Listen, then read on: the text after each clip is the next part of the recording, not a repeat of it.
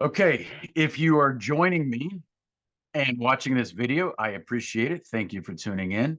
And if you like the video, I'd appreciate it if you do hit like, or if you subscribe to the channel, that'd be great. Or if you share this video. Now, what are we going to be talking about today? We are going to talk about a topic that we've already touched on here in the past. And that was, I shared a video going through Trump's executive order. Now, specifically, this was the executive order that deals with the potential reinstatement for those who left the military over the COVID shot mandate. So let's kind of situate ourselves in time right now, okay? So on January 20th, actually prior to that, Trump, then President-elect Trump, had made several statements about offering reinstatement and back pay to those who had left the military over the COVID shot mandate. Okay, so there were a couple of statements made in between the election and inauguration. On inauguration day, January 20th, in his speech, he mentions this same idea. He specifically refers to those who were unjustly expelled. I believe that's the terminology that he used when referring to those who had left the military because of the mandate. 1 week later, January 27th, and I did do a video on this. You can find it if you haven't already seen it. He issued an executive order that was specific in bringing about these ideas. And it was about offering reinstatement and back pay to those who had lost their careers in one way or another over the COVID shot mandate. I went through that, and I also addressed, it's a pretty short executive order, and which I address also in the video, but I also explain how there's a little bit of ambiguity of interpretation when it comes to the way that could be read and how it refers to those who were unjustly kicked out of the military and those who supposedly left voluntarily, though, of course, even that characterization is a little bit problematic because when you back people into a corner because you're doing something that is unlawful, how can you then blame them for the actions that they took to avoid being pinned down and forced to follow something that was unlawful in the first place? Anyway, so what are we doing? What do we know now? So today is February 22nd. So we're, not quite a month, but a couple of weeks post inauguration and then post the publication of this executive order. What has happened since then? So, like I said, today is February 22nd, but on February 6th, there was a memo that was released from the Office of the Secretary of Defense. It's a very short memo. We'll go through it in a moment here, but that is signed by the Secretary of Defense, Pete Hegseth. The following day, there was another memo that was released. So February 7th, that was signed by the Undersecretary for Defense, the Undersecretary of Defense for Personnel and Readiness. And this is the individual who is actually going to be in charge of putting together the plan that will allow for reinstatement, how that process will be conducted, and ensuring compliance with that process from the service departments, et cetera. So we're going to look at those memos. We're going to go through them in a little bit of detail. And I'm not going to read these memos in their entirety, but I'm going to read a good portion of them and kind of offer my commentary along the way. Now, it should go without saying that I'm giving you my opinion, the way that I read these memos, the way that I interpret these memos. There are other people out there that may read them slightly differently, that may come to slightly different conclusions, or that have more information than me or less information than me that also may give them a slightly different perspective. So I'm just telling you the way that I look at these memos, the way I read them, and then what I think they mean. Of course, more information will probably come out, but at least with these memos, we have much more information than we had previously. Now, one more note before we actually bring these up. Curiously, these memos seem to have been released somewhat quietly. So for all the fervor from the president, and therefore by the Department of Defense about this issue, it's certainly a little strange that we have a memo from the SecDef that is dated February 6th, but we didn't see it until the middle of the following week. Nearly a week later. I think I saw it. So February 6th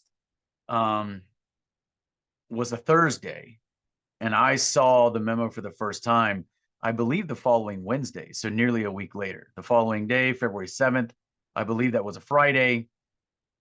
Didn't see that memo until the following Wednesday. So if this was an issue that the Department of Defense really wants to get right, and they know that the president wants to get this right, then why was the publication of these memos not done a little bit more openly and announced a little bit more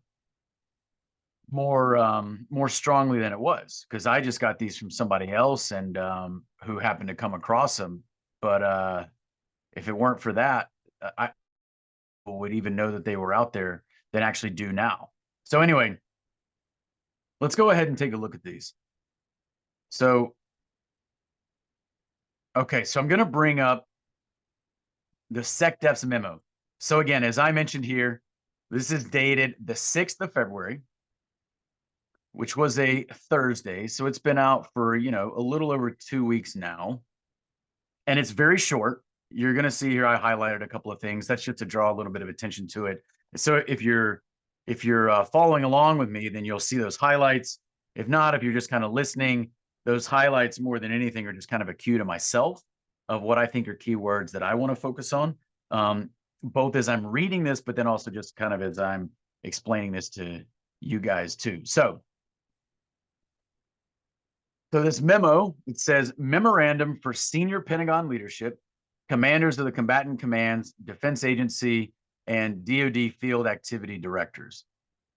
Subject, providing remedies for service members and veterans negatively impacted by the department's defunct coronavirus disease 2019 vaccination mandate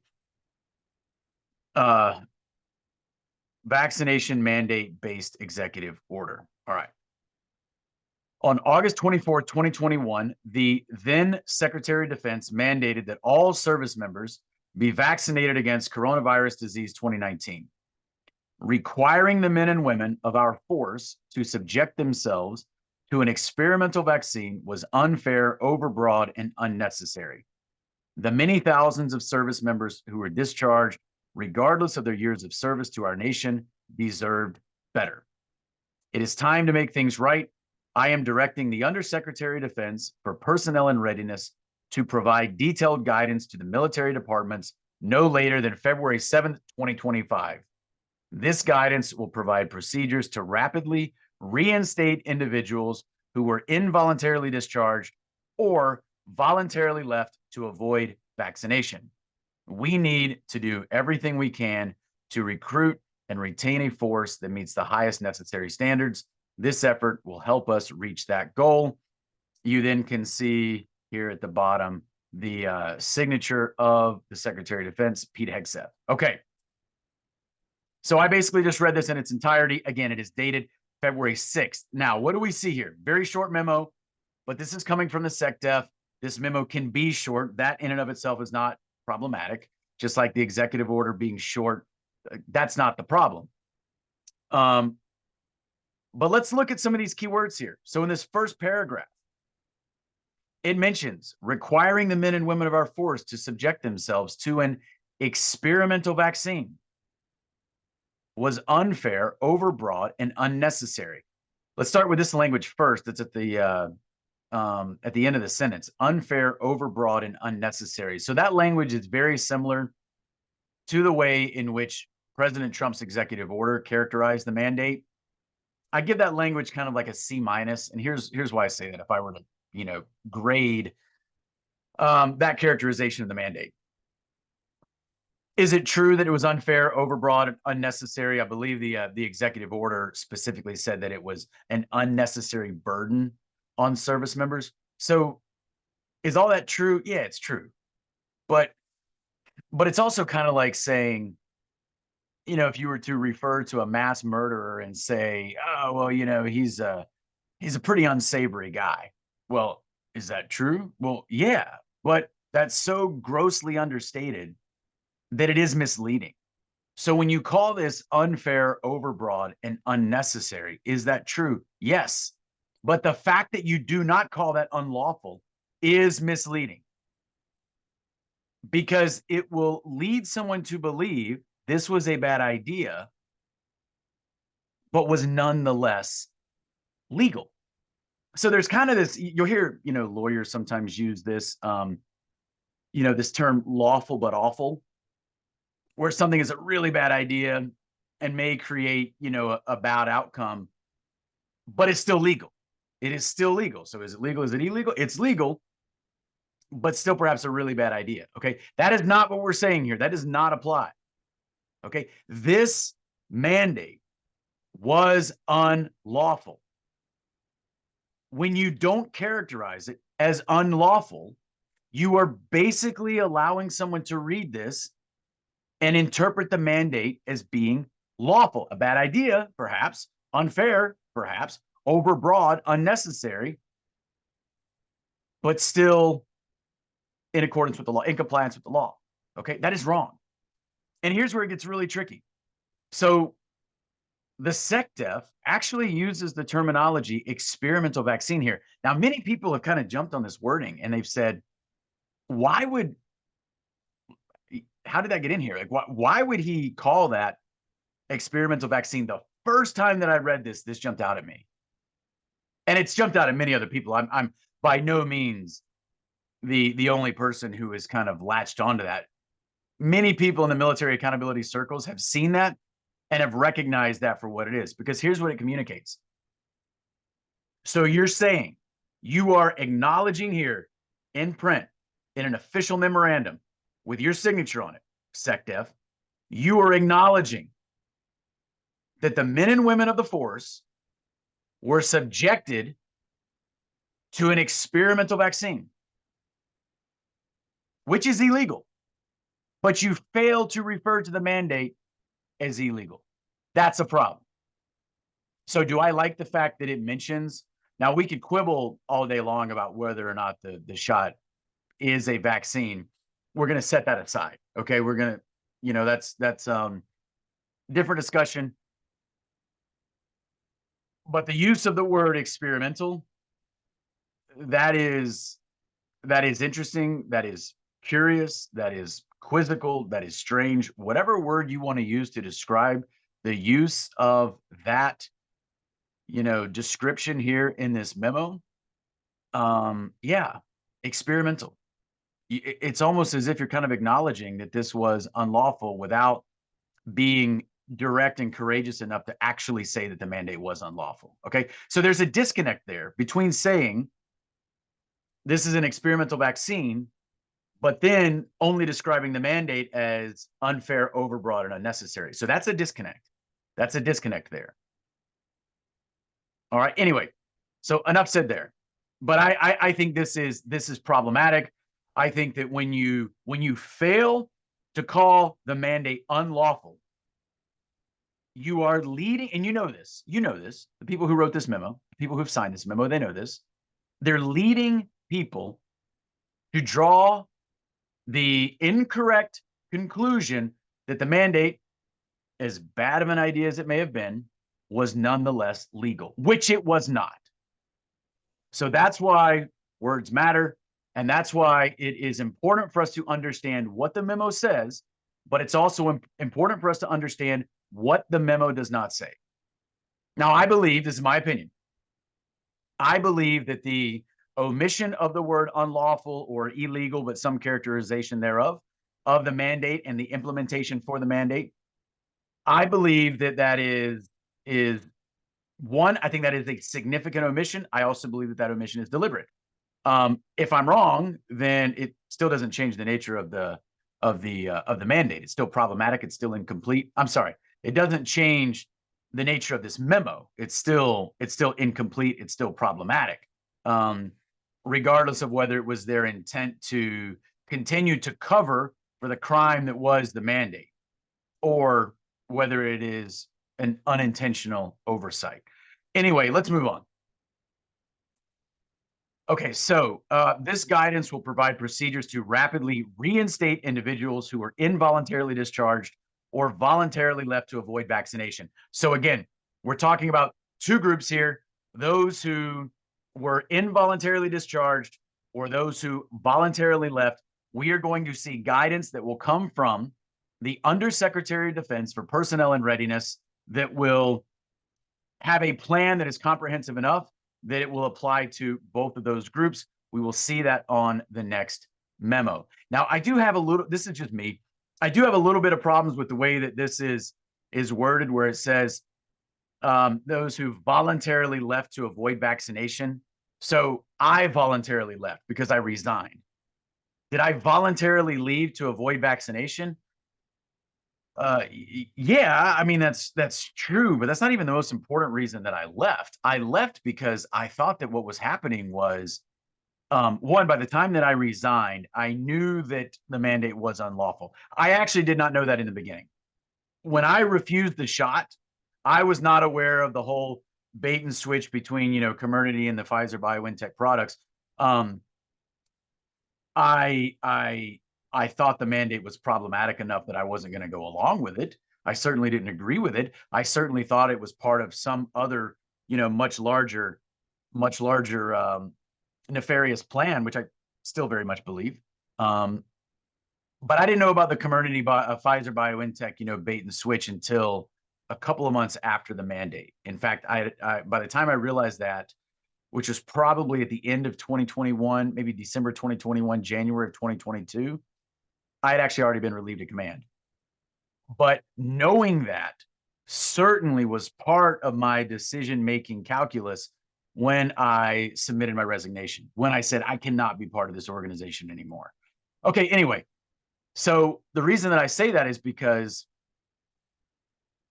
one of the things that I want to talk about is, well, what does this mean for people like me? And I only say for people like me because I'm not saying that my situation is any more important than anyone else's, but my situation is the one that I'm the most familiar with because it happened to me.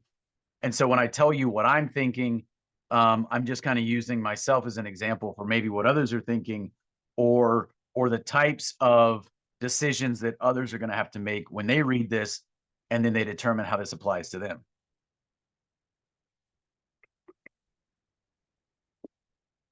Before I move on and pull up the next memo, the one thing I want to mention is so we're going to talk about these two groups: those who are involuntarily separated and those who voluntarily left. Now, I mentioned this in the previous video, the one about the executive order, but there's an enormous size discrepancy between those two groups. So the first group, the involuntarily separated, those who were kicked out, they did not want to leave the service, they were kicked out against their will because of their refusal to comply with the mandate. That number is generally considered to be somewhere between 8,400, 8,500, 8,600. Okay. There is a much larger group that is somewhere between 80 to 100,000.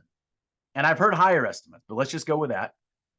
Of those who, like myself, voluntarily left. Now, again, I have some problems with that use of the word voluntarily, because, you back somebody into a corner, like you break the law, you back somebody into a corner, and then and then when they make a reaction, you refer to that as voluntary, even though you've unlawfully coerced them into making some sort of action. So, but according to the way that these memos refer to it, those individuals voluntarily left. They, like myself, they resigned, they allowed their enlistment to lapse, or they left the service before they had planned to leave the service. And in this case, they did it specifically because of the COVID shot mandate. That was what led them to, take the uniform off and depart the service. Okay. Let's go ahead and look at the next memo. So this one is a little bit longer, so bear with me. I'm not going to read the whole thing, but I am going to go through this in a little bit of detail, because this is where we do need to approach this in some detail. So the memo we just looked at, dated February 6th, from the SecDef, says there will be further guidance that will be published no later than February 7th from the Undersecretary of Defense for Personnel and Readiness. So the following day, February 7th, and if you can see my screen here, you'll see at the top of this memo, it is indeed dated February 7th, 2025. So this is the memo that is going to have more detail in it. Okay, so let's go through this.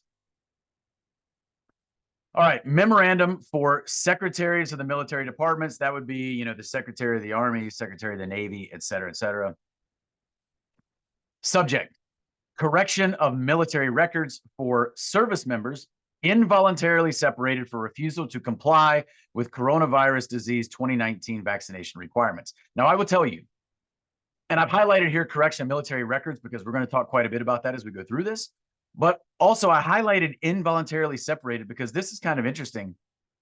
In this memo, both groups, the involuntarily separated and those who voluntarily left, will be referred to. And it will talk about the path for reinstatement for each of those groups because the two paths are a little bit different. But here in the subject line, it only mentions the involuntarily separated, which I do find a little bit interesting. Okay, as directed by the Secretary of Defense, I'm now reading, the Department of Defense shall take all actions necessary to make reinstatement available to all members of the military, active and reserve components, who were discharged solely for refusal to receive the coronavirus disease 2019 vaccine and who request to be reinstated in accordance with President Trump's executive order 14184, reinstating service members discharged under the military's COVID-19 vaccination mandate, which of course was dated January 27, 2025. This memorandum provides the procedures, which are attached, by which the secretaries of the military departments will process reinstatement for individuals either involuntarily discharged or those who voluntarily left the service or allowed their service to lapse rather than be vaccinated under the vaccine mandate. I got hung up there for a second because I think this is actually a little bit of a typo. I think that should say voluntarily left. Anyway, all right. So what does this say? So this is the memo that is going to explain the procedure for seeking reinstatement. This is meant to be in accordance with President Trump's executive order from January 27, 2025, and it will address both groups, those involuntarily discharged and those who left voluntarily. Okay, let me keep reading. In cases where the service member was involuntarily separated, the secretaries of the military departments will contact such service members and make available to them reinstatement via the Boards for Correction of Military/Naval Records, BCMNR, process. The BCMNR should exercise their broad discretion to order all appropriate retroactive corrections of the service member's record as described in the attached memorandum. Okay, so what I want to do as we go through this is I want to tell you what I think is well written and makes sense, what I think doesn't make sense, what I think does not go far enough. I will tell you already, I think this entire process is woefully, tragically inadequate. And the main premise, so any plan for remedy has to be premised upon the idea that the mandate was unlawful. Why? Because if the mandate is unlawful, once you acknowledge that, then you realize, well, crimes were committed. There must be accountability for those crimes. But also, it also means we ordered our service members to do something that was unlawful, that we could not have ordered them to do. So what does that mean?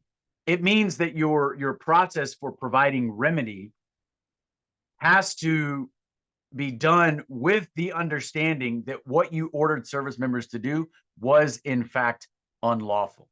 Because this entire plan is not built upon that premise, it is inadequate for reasons that I kind of hinted on in the when I talked about the executive order, but because this has much more detail, there are gaps that are much more readily visible as we go through this. But let me explain a couple things that are mentioned in this paragraph. And again, this paragraph refers to those who were involuntarily separated. So what it says is the secretaries of the military departments, Army, Navy, et cetera, they will contact service members. So if you were in the Army and you were involuntarily separated, the Army will contact you, or the Air Force will contact you, or whatever service you were in. And they will inform you of this process for reinstatement, which will occur via the Boards for Correction of Military/Naval Records, which is often referred to as the BCMR or the BCMNR as it's labeled here. And this memo gives these boards broad discretion to order records correcting actions, which that I actually do agree with. But let's move forward. In cases where members, I'm reading again, in cases where members voluntarily left, all right, let me start over. In cases where members voluntarily left the service or allowed their service to lapse, the secretaries of the military departments will broadly communicate via social media, external websites, newsletters, information to inform these members about the process to return to service. Should those individuals elect to return to service, then they must present a written statement attesting that they chose to leave the service or allowed their service to lapse rather than be vaccinated under the vaccine mandate. The secretaries of the military departments will then provide an accelerated process for the member to return to service. Okay. If you're part of that group that was involuntarily separated, which is a much smaller group, 8,400 or whatever, your branch of service will reach out to you. If you're part of the much larger group, 80,000, 100,000, whatever that number is, they're not going to reach out to you because, one, that number is a lot larger, but it's also hard to exactly determine who did or did not leave exclusively because of the COVID shot mandate. So what this memo is saying is they're not going to reach out to you. They're going to broadly communicate on social media, websites, newsletters about this process so that you then contact your service. Okay. So that's what they're going to do. That's the way in which they will communicate with all those members of that much larger group of those who voluntarily left. All right. I'm going to finish up here. Beginning 30 days after the date of this memorandum and every 30 days thereafter for 13 months, each secretary of a military department will report on their progress to reinstate those service members voluntarily and involuntarily separated solely due to the refusal to comply with the COVID-19 vaccination requirement. All right, what does that mean? So the secretaries of the military departments every month are going to report to the Department of Defense, specifically the Undersecretary of Defense for Personnel and Readiness, so the office that is kind of responsible for this plan, and they're going to say, hey, here's where we are in this process. Here's how many people we've contacted, how many people, how many records we've gone through and started to correct, how many people have decided that they're going to come back. So they're going to give ongoing progress reports monthly on that. While I think that's good, I do partially have a problem with that because this issue originated with DoD. So to some degree, you have, all in-house within DoD, you have these reports still happening internal to DoD, which I do somewhat have a problem with. Okay, let's keep moving. All right, so here is some continued guidance. This is kind of the meat of this this plan. Okay, the secretaries of the military department will A, implement a public information outreach program, inviting former service members discharged based solely on a refusal to comply with the coronavirus disease 2019 vaccination mandate to seek reinstatement, and inviting former service members who voluntarily left the service or allowed their service to lapse in accordance with appropriate procedures to return to service within 60 days of this memorandum. Okay, so A. All right, so here's what the military departments are going to do. A, implement a public information outreach program, whether they are reaching out to those who involuntarily were separated or whether they are doing a broad outreach program so that those who voluntarily left contact them. B, implement a screening process to identify those former service members that were involuntarily separated based solely on their refusal to comply with the vaccination requirement within 30 days of this memorandum. So right now, a screening process should be occurring to identify those who are voluntarily separated so they can reach out to them. Okay. So A, public information outreach program. B, screening process. C, implement an eligibility assessment process to pre-screen interested former service members for eligibility for reinstatement or reaccession as appropriate, utilizing retention standards. The eligibility assessment process will maximize the usage of waivers. A, outreach program.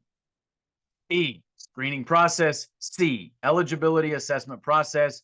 So we're going to pre-screen. We're going to try and do everything possible to make as many people as possible eligible for reinstatement. I don't have a problem with that.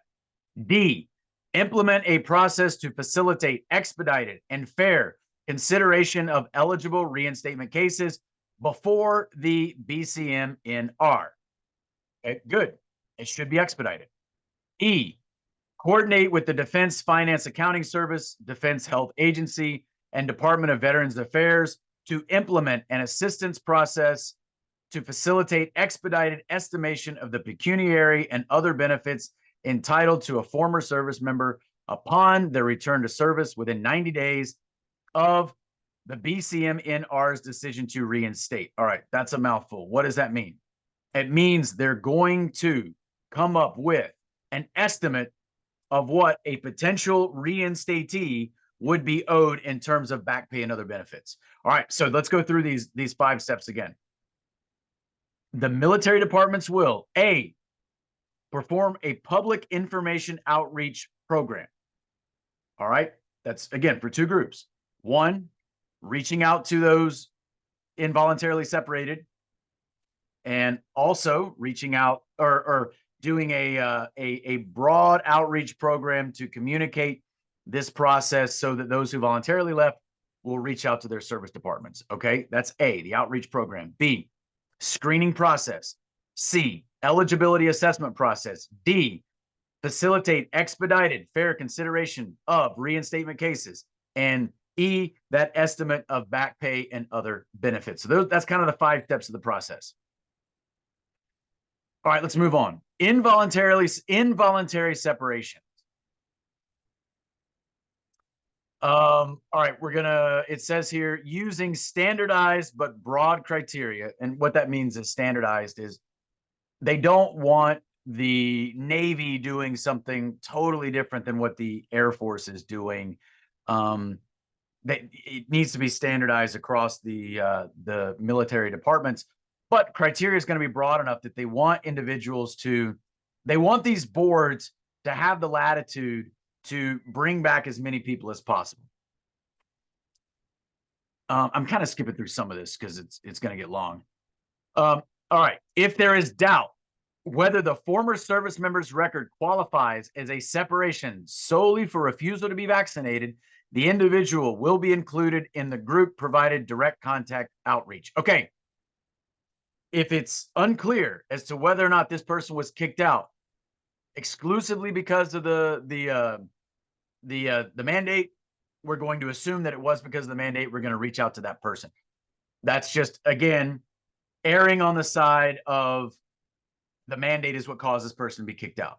Don't have a problem with that. I think that's good. I think that's fair. All right, moving on, talking about the outreach. Military departments will contact those involuntarily separated. Got it. The military departments will invite these service members to seek reinstatement by applying to have their records corrected to reflect continued service, such that back pay, benefits, bonus payments, or other compensation subject to required offsets will be available. So they're going to reach out to you and they're going to invite you to seek reinstatement by applying.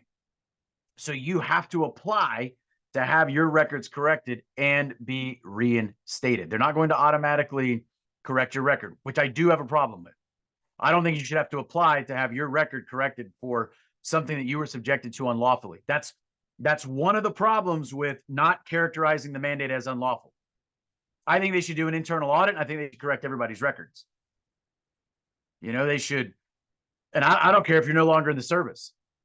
You know, if you got a letter of reprimand over noncompliance with this mandate, it should be expunged from your record, regardless of whether or not you are or are not still serving, or whether you do or do not plan to come to service. It should just be expunged. Your discharge status, if you were involuntarily separated and you did not receive an honorable discharge, and the reason that you did not was because of the mandate and no other reason, doesn't matter whether it should not matter whether or not you apply to have that corrected. They should just go back and correct it. So I do have a problem with this. But anyway, let's continue with what this actually says. So they reach out to you, they invite you to apply to have your records corrected, and they will count your time lost as time served and then figure out the back pay and benefits that then correspond. Outreach will consist of, you know, a mailed letter, email, follow-up, telephone calls, and the outreach materials will include an invitation to seek reinstatement, explanation of the streamlined expedited process, explanation of the potential financial benefits upon reinstatement, to include a detailed explanation of the requirement for offsets. Now, this gets really tricky. Like, what do we mean by offsets? So when they're calculating your back pay, how exactly is that calculated? And I don't exactly know. I've heard some people say that they would deduct any pay that you have made in the civilian world during the time in which you've been out of the service.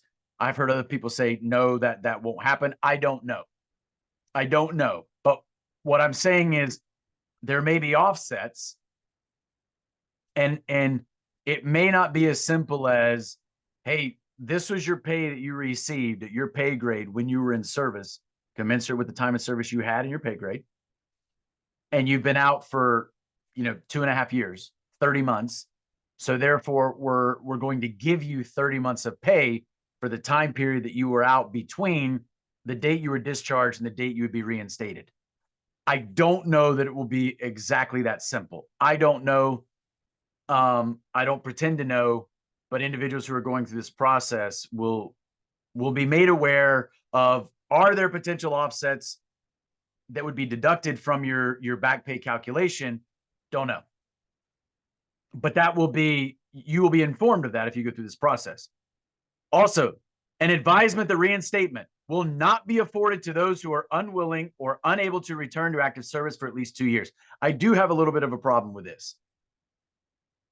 So are you saying that you will not correct someone's records if they, for whatever reason, opt to not come back or can't come back?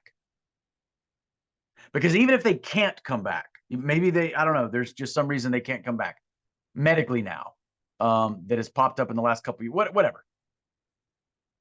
That doesn't discount the service that they carried out faithfully before, that they were then, despite their faithful service, that, they were kicked out unlawfully, I might add. Again, this goes back to why that premise that the mandate was unlawful is so important.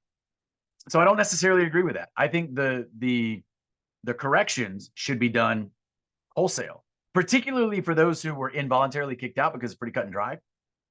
I don't think you should have to apply. I mean, it's one thing to go through the process and be reinstated, but I think the corrections process, I think, should just happen. Now, if you're going to be reinstated, I don't necessarily have a problem with them demanding a minimum new contract of 2 years. That's pretty minimal. I don't have a problem with that. But I do have a problem with the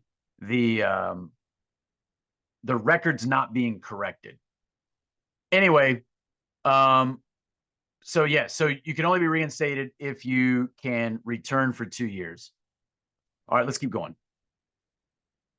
So there will be a pre-screening evaluation of the member's physical and medical eligibility to be reinstated. Got it. The military departments will evaluate and determine if interested former service members meet retention standards. Sure. But if they don't, in my mind, that doesn't mean they should not be due some compensation. And that's why I don't think back pay should be predicated upon being reinstated. If you were unlawfully kicked out, you still deserve some compensation, even if you're not willing to go back. So again, I have a real problem with this. All right, let's move on down here a little bit because some of this is just going through some of the, eligibility standards. Um, if you're going to go back, I mean, do you need to be physically and medically fit to go back? Yeah. Okay. The secretaries of military departments will broadly apply waiver authorities to permit maximum eligibility as appropriate. I think that's good. Disapproval authority for any waivers necessary for reinstatement may only be delegated to a civilian official within a military department appointed by the president by and with the advice and consent of the Senate. So I think they're trying to they want to make eligibility as broad as possible. And if they are going to if you apply to be reinstated, they're going to deny you, I think they want the approval authority for that denial to be as high up as possible. Higher than the approval authority to accept you back. Kind of almost as if the default is they want to accept you back and only deny people by exception. That's the way that I read this. I don't have a problem with that. I think that's good. I think they should broadly offer reinstatement or they should offer reinstatement as broadly as they can. Okay, so BCM in our reviews. Again, that is the Board of Correction, Board for Correction, Military and Naval Records. So they're going to give these reinstatement cases. So the reinstatement cases dealing with the mandate, priority consideration. All right, I agree with that. The board will assess each case to determine if an error or injustice exists within the former service member's record and order all appropriate records corrections. Well, okay. I mean, I would say that your involuntary separation was already an injustice and constitutes an error. But what is the discharge status for all these individuals that were involuntarily separated? How many of them were not even given the dignity? They were kicked out and not even given the dignity of an honorable discharge as they got kicked out. Yeah, that should be corrected. Should be corrected regardless of whether or not they come back. Because if you do not have an honorable discharge when you leave the service, that will have implications potentially on your future employment, et cetera, et cetera. So again, you can't unlawfully mandate someone to do something, then they don't do it. You kick them out. And then because you don't give them an honorable discharge on the way out the door, you're basically, you are continuing to harm that individual's future employment opportunities. That is absolutely an injustice. It's a continuing injustice. And that's why I do not think that it is just to only correct those records for the individuals who reapply, who applied to be reinstated. All right, but let me go through the rest of this. So the BCMNR will assess each case to determine if an error or injustice exists within the former service member's record and order all appropriate records corrections, which may include, but is not limited to, reinstatement with no break in service, restoration of the member's previous grade or rank, and credit for lost service time due to separation. All right, I do like all of that. If you come back, it's going to be as if you never left. Hopefully, that's what they're saying. So if you lost, 2.5 years or 3 years or whatever, we're going to count that as time served, which is why we're going to give you the back pay. However it is, they're going to calculate that and including whatever offsets that may or may not apply. And you're going to go back and it's going to be as if that time served. Now, what's not explicitly stated here, and hopefully will come out in future guidance, is what if your former peers have been promoted? What if you would have been promoted during the time period in which you were out? What happens then? What about other, lost career advancement opportunities? Don't know. Hopefully that will be spelled out in future guidance.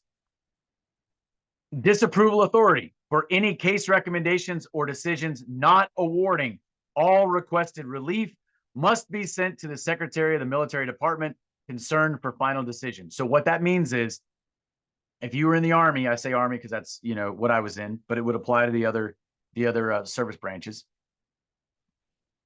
If you apply for reinstatement and for whatever reason you are denied something less than all requested relief, then that decision has got to go to the Secretary of the Army or whatever your service branch is. What I like about that is, again, full approval is at this level, disapproval is at this level, which, and I think that's appropriate. I understand that. They want the approvals, they want the full approvals to happen. I have a lot of problems with this plan, but there are some things that I do think are appropriately accounted for. If the board finds that the record should be corrected to reflect reinstatement, they will issue a tentative decision that permits calculation of back pay and benefits, but predicates final record correction upon acceptance of reinstatement. So they think you've applied, they think you're eligible for reinstatement. This is what your back pay would be. They give you that tentative decision. And then, of course, you have to finally accept it in order for that process to go through to include the correction of your records. Nothing precludes a former service member who has already requested reinstatement through the BCMR process to apply again under this policy. Such cases should be reviewed de novo. What does that mean? So the BCMNR process is a mechanism that already exists for things, that have nothing to do with the COVID shot mandate, right? If you have already tried to go through that process to have some of this corrected, you can still reapply through this expedited COVID shot mandate specific process. And if so, the board will relook at your file through this specific process, even if you had submitted it previously. So there's nothing that says you can't apply under this specific guidance. It's good. Okay, for those former service members whose records are corrected to reflect reinstatement, there will be, an expedited estimate of all pay and benefits. Okay. All right, got it. Okay, we're going to treat the period of a returning member's involuntary gap in service as active service for a member who was separated while serving in a full-time status. You will get credit for the time that you lost because you were involuntarily separated. I think that's good. For a member who was separated while serving in the ready reserve of a reserve component, the military department shall credit the member with a number of points toward retirement, commensurate with the pay and allowances the member would have otherwise received. All right. See, if that applies to you, I'm sure much more specific guidance will come out. Secretaries of the military department shall obtain written confirmation of the service member's intent to be reinstated and acknowledgement of the requirement for an additional service commitment of 2 years. Following receipt of their compensation payment estimate, the former service member will have 60 days to consider and to decide whether to accept reinstatement. So they do, you've been screened. You've been found to be eligible. They do the calculation of what your back pay and benefits would be. That is communicated to you. You have 60 days to decide. And of course, you're also acknowledging that you understand there's a 2-year service commitment that you will incur by through your reinstatement. Those, and I have a huge problem with this, those service members who decline reinstatement will not have their records corrected. Nothing in this policy prohibits or prevents those members from separately applying to the BCMNR for alternate relief related to their COVID-19 vaccination discharge. What does that mean? If you do not accept reinstatement through this expedited BCMNR process that is specifically set up and established for this purpose related to this mandate, your record will not be corrected. Now, you can go through the normal BCMNR process to try and get it corrected, but this mandate-specific process will not correct your record. I think that is bullshit. And again, I'm going to go back to my number one premise that if you acknowledge that the mandate was unlawful, then it is upon you, Secretary of Defense, and you, the secretaries of the military departments, to do everything in your power to correct what you put service members through, not to put the burden on them. You have already placed an unfair burden upon those service members, and you did so unlawfully. This is on you to correct. This is on you to correct. So I have a real problem with that. I think that is incredibly problematic. I also think that is disrespectful. Let's continue. Everything that I just said in that portion applied to the involuntary separations. This had to apply with the voluntary separations. We'll go through this kind of quickly. All right. So again, the military departments will use a broad communication strategy. They're not going to reach out to all those who voluntarily left. A broad communication strategy through social media, websites, newsletters to publicize the opportunity. All right. For those who voluntarily left, so they can return to service with no impact on their service status, rank, or pay. Okay, let's go through here. What's the process? Where such former service members elect to return to service, the military departments will ensure individuals meet retention standards. All right, got it. Their return to service, again, this is the voluntary, those who voluntarily left. Their return to service will include restoration of same rank and pay. Reaccession under this policy will not include back pay, credit for lost service, or similar relief associated with reinstatement. Nothing in this policy prohibits or prevents those former service members seeking reaccession from seeking additional relief, such as back pay or lost service credit, through the normal BCMNR process. This is bullshit. This is bullshit, and I'll tell you why. The mandate was unlawful. It was more than that. But right now, just talking about the mandate itself, the mandate was unlawful. You backed people into a corner. You wanted them to break the law. People refused to do it. All the senior military leaders went along with it. Some people felt they had no recourse other than to leave what they considered to be a thoroughly corrupted institution. That's the decision that I made. And that's the calculus that I made that led me to that decision. I've stated that so many times that I won't repeat it here. But many other people felt the same way.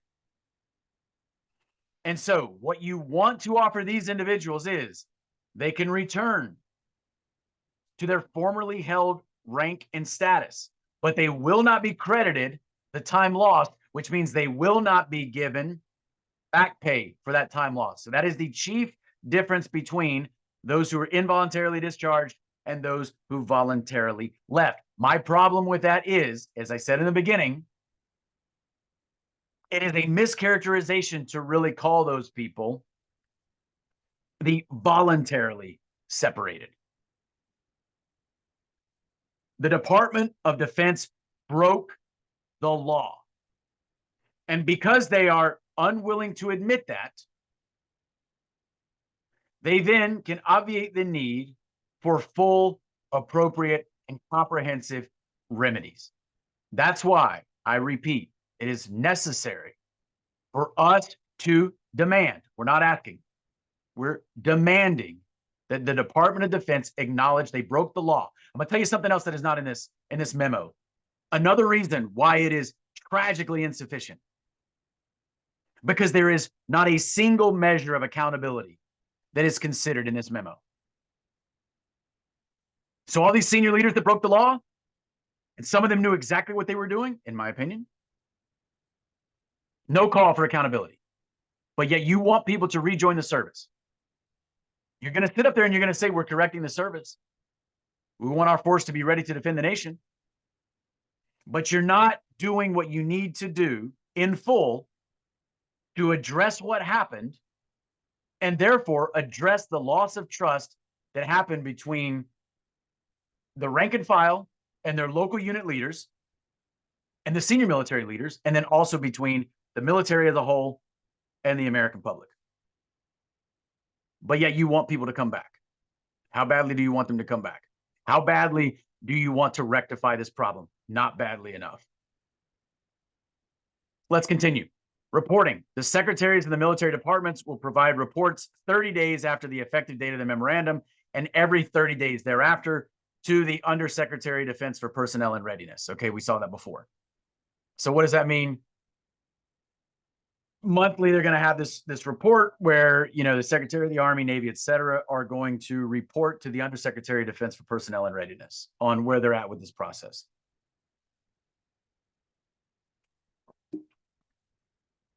Okay. This mandate reinstatement and return to service policy will terminate 1 year after the effective date of this memorandum. So basically, this is all going to happen over the course of 1 year. All right, we got one more thing we're going to go through. This is another memo, and in some ways, it's kind of a summary of what we just went through in the previous memo. We will go through this very quickly. So it has a very similar, or maybe even the same title as the previous memo from the Undersecretary of Defense for Personnel and Readiness, but the subject is, you know, correction of military records for service members involuntarily separated for refusal to comply with coronavirus disease 2019 vaccination requirements. All right, the mandate was an unfair, overbroad, and completely unnecessary burden on our service members. I think that's pretty much lifted directly from President Trump's executive order. As I said before, that's like a C- characterization for all the reasons that I stated before. Thus, per executive order 14184, you know, from President Trump, dated January 27th, the department shall make reinstatement available to all members of the military, active and reserve, who were discharged solely for refusal to receive the COVID-19 vaccine and who request to be reinstated. Again, we're not going to quibble here about whether or not the shot is or is not a vaccine. Okay. All right. We want to ensure consistency across the military services. Yep, I agree with that. We don't want the Army doing something wildly different than, you know, what the Navy's doing, et cetera.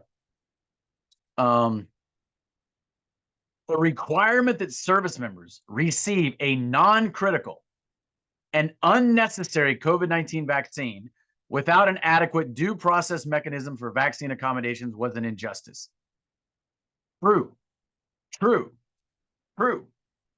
Okay. Yeah, the shot was unnecessary. It was non-critical. There weren't adequate due process mechanisms. And yes, it was an injustice. It was also unlawful. Call it unlawful. This is, you know, this is clear equivocation.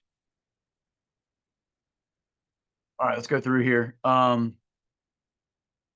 In cases where the service member was involuntarily separated, the BCMNR should exercise their broad discretion to order all appropriate retroactive corrections of the service member's record and should normally grant requests to correct the record to reflect continued service with no separation.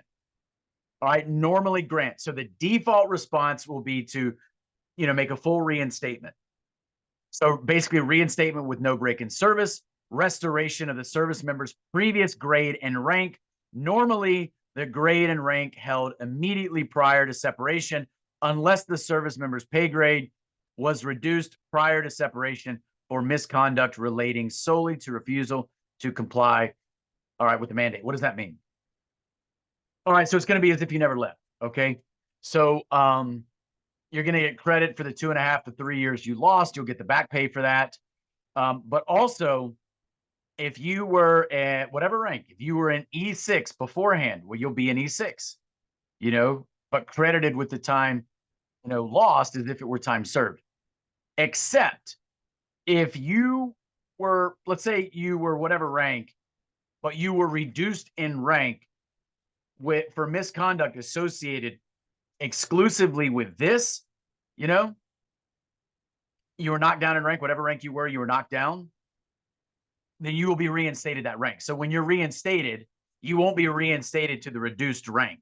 You'll be reinstated to the rank that you were before you were reduced in rank because of this, you know? So if someone reduced you from an E4 to an E3, you'd go back in as an E4. Of course, you'd be credited for the time served. If you were, you know, an 04 when you left, you know, you'll go back in, you'll be an 04, but you'll have the additional 2.5 or 3 years or whatever time there was between your date of discharge and your date of reinstatement. And it will be credited as if it were time served. All right, let's go through here and kind of finish this up. If an impacted service member desires to apply for a records correction on an additional basis, not exclusively on an unjust separation due to the COVID-19 mandate, or requests a medical separation or retirement, the service member will be advised, for purposes of this effort, they must proceed exclusively on a COVID-19 unjust separation basis, but may apply for relief on another basis or seek different relief using the normal BCM-NR process. This guidance, this is really important, does not apply to those former service members who are unwilling or unable to return to active service for at least 2 years. Furthermore, this guidance shall not be extended to service members who apply to the BCM-NR for reinstatement after 1 year from the date of this memorandum.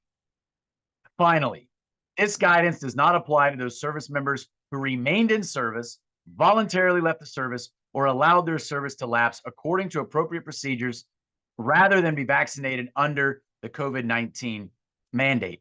Those service members are still encouraged to apply to the BCM-NR for alternate and appropriate relief, e.g. removal of negative documentation or revision of their discharge terms, such as characterization of service. This goes back to what we talked about before. Everything we've been talking about, okay, for the involuntarily separated. It doesn't apply if you are not willing to be reinstated for 2 years. It does not apply if you don't act between the date of the publication of this memo and within 1 year. And it doesn't apply if you voluntarily left the service. Now, if you're within one of those groups, you can still apply for remedy, and it will be through the BCM-NR, but it will be through the normal process, not this expedited COVID-19 specific process. I do have some problems with that. I don't have a problem with the 1 year time frame, but I have problems with the, creating such stark differences between the involuntarily separated and the voluntarily separated. And I have problems with not correcting the records of those who are unwilling to come back. If you have a special process for the BCM-NR, use it. There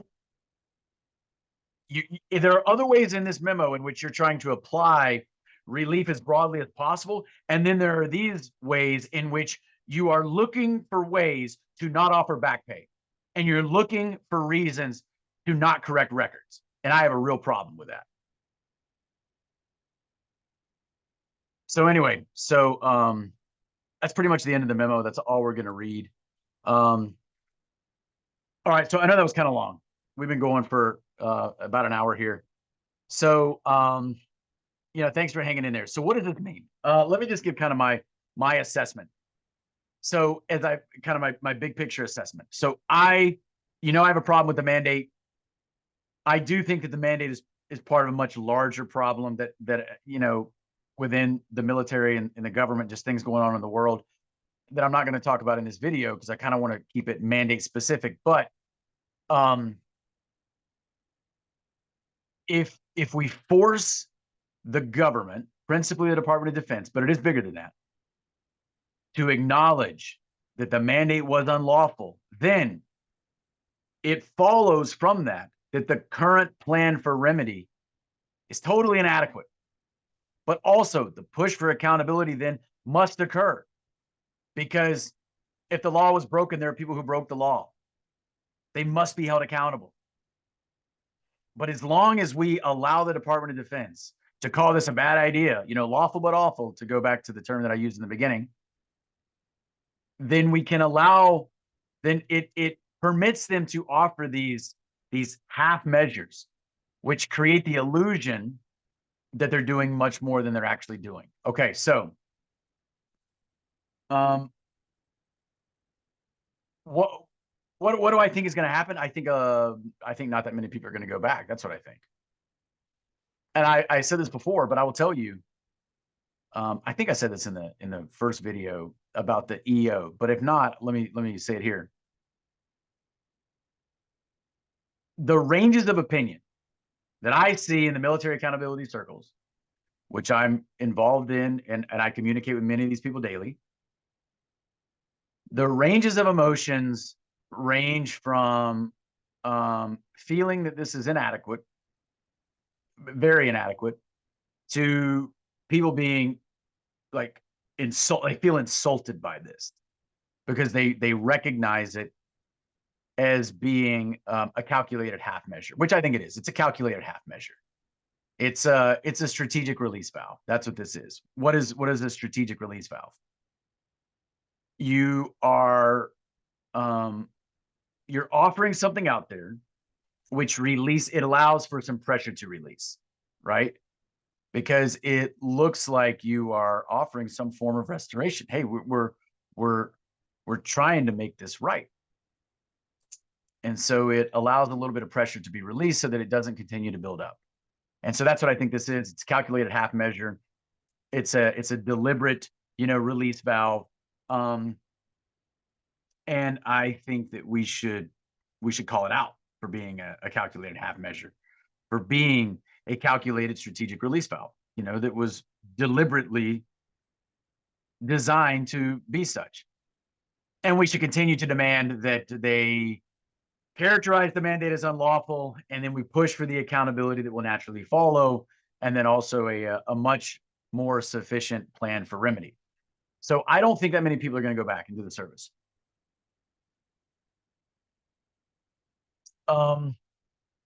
Because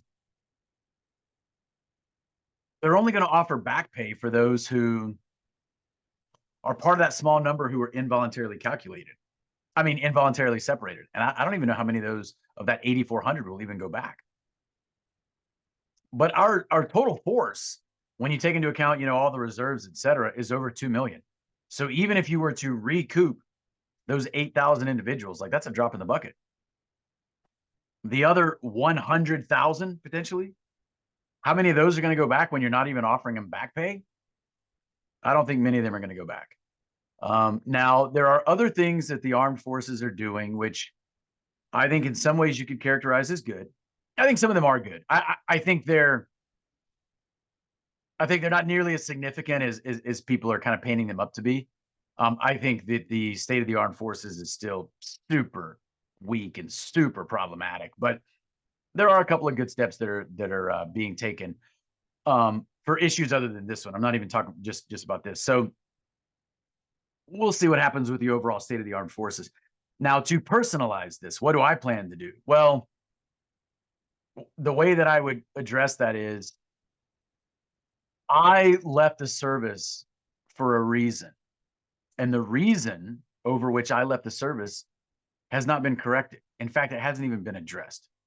I felt when I resigned, and this was several months after I'd already been relieved of battalion command, but when I submitted my resignation letter, at that point, I knew that the mandate was unequivocally unlawful. By then, I knew about the bait and switch between the Comirnaty and the Pfizer BioNTech. I knew about all that, and that absolutely held bearing on my decision to resign rather than just try to limp along for a few more months to make it to retirement, because I felt that, as I've said, I couldn't reconcile continued service in this thoroughly corrupted institution with the oath that I had taken to the Constitution.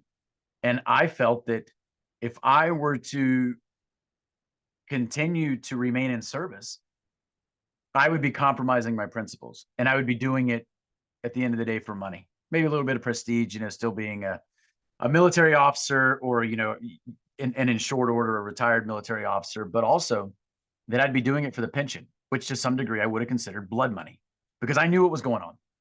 I never bought into the COVID narrative. I'm not saying I had it all figured out, but I knew that this was sinister from the very beginning. I knew that and again, I'm not trying to get into what COVID is or isn't or whatever, but I knew that the United States government was involved in the entire op, the narrative creation, et cetera, and that the military was playing a role in that. I knew that. By the time that the mandate went into effect, I knew that. That's another reason why I was not going to go along with this. I didn't want to be a part of this op that looked like it was being used to harm Americans and specifically harm the military. How could I go along with that? As an American, how could I go along with that? But then even more so, as a military officer, how could I go along with what I saw was a deliberate plan, notwithstanding all the deception around it, to attack and weaken America, kill and injure Americans, plunder Americans, steal Americans' liberties? How could I go along with that? So I didn't. That problem has not been addressed in the military at all, much less corrected. So why would I go back?